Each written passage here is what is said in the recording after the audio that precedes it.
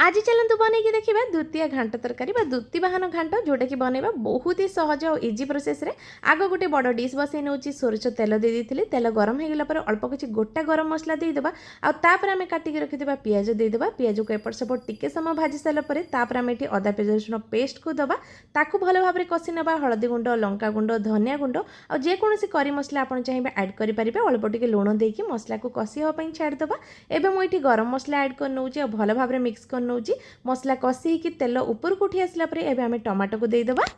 मसला कषिला भितर एपटे आम अल्प टिके माटी आलू को काटिक नहीं ताकू लुण देकी टिके भाजी नबा माटी आलू को काढ़ी सारा पर ये औ को भाजिकी नबा तापर ये गजा मुग को मध्य मु हल्का टिके खाली भाजिकी बाहर कर नौची एपटे काटिक रखिथिबा परिया गुड़ी को आम मसला रे देदेबा परिवार मुझे कंचा कदली झुडंग कखारु आलू बैगण गाजर अमृतभंडा नहीं आपड़ जेकोसी मनपसंदर परिवा आपन पाखे थी ताकू ऐड करेंगे और भाजिकी रखिथिबा माटी आलू को एथिरे देकी सब जिनस को भलके मिसेदेबा स्वाद अनुसार ये लुण ऐड करनबा और कभर करनबा कभर करके एक पाखापाखि 15 मिनिट ये भाव में कषि सारापर ये नड़िया खंड देदेबा अल्प किसी मटर सिझेकी रखी ताकू दे दूची भाजिकी रखिथिबा मुग को एथिरे ऐड करनबा तापर आम एथिरे बैगण को देदेबा बैगण को चाहिए आप आगुरी मध्य दे पारिथांते किंतु बैगण को आगुरी देदेबा द्वारा बैगण बहुत ही नरम हो एबे अल्प टिके पानी देदेबा और तापर एथिरे सजना छुई आ औ को दे दूची सब जिनस को ऊपर गरम मसला और जीरा गुंड देकी किसी समय कभर करदेबा एबे देखंतु हमर घांट तरकारी बनिकी रेडी हो गला और लास्ट रे एथिरे अल्प टिके नड़िया कोरा ऐड करनबा आ गोटे छोट चमच घी और धनिया पत्र देकी गरमा गरम